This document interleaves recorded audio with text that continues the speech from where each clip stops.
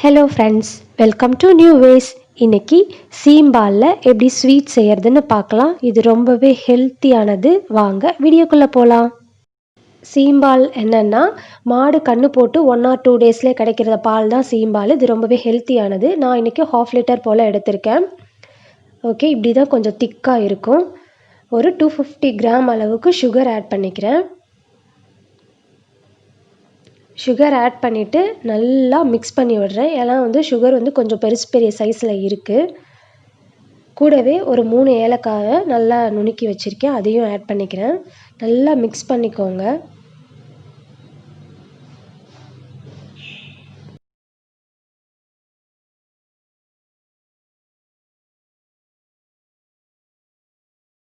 ஒரு 2 to 3 minutes போல் நல்லா mix பண்ணிக்கோங்க.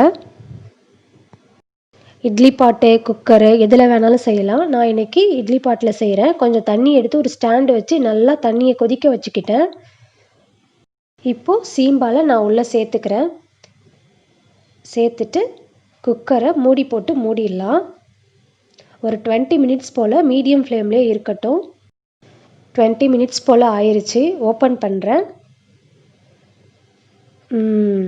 நல்லா இருக்குது.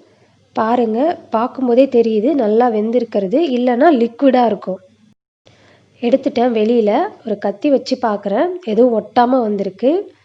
ஸோ இதிலேருந்தே தெரியுது நல்லா வெந்திருக்குன்னு. எல்லா சைட்லேயும் கூட வச்சு பார்த்துக்கோங்க. கொஞ்சம் ஆறுனதுக்கப்புறம் எல்லா சைடும் ஓப்பன் பண்ணிக்கலாம்.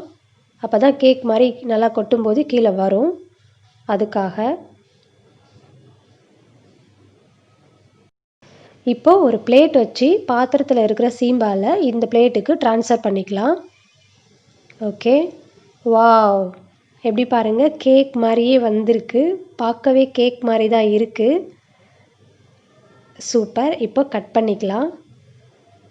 சாஃப்டாக இருக்குது. ஓகே,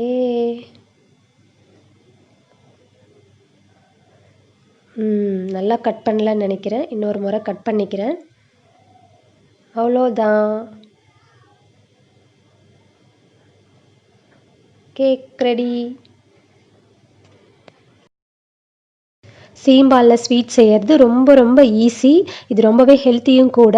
இது இந்த மாதிரி பால் கிடைக்கிறது ரொம்ப கஷ்டம். சப்போஸ் உங்களுக்கு கிடைச்சிதுன்னா ட்ரை பண்ணி பாருங்கள்.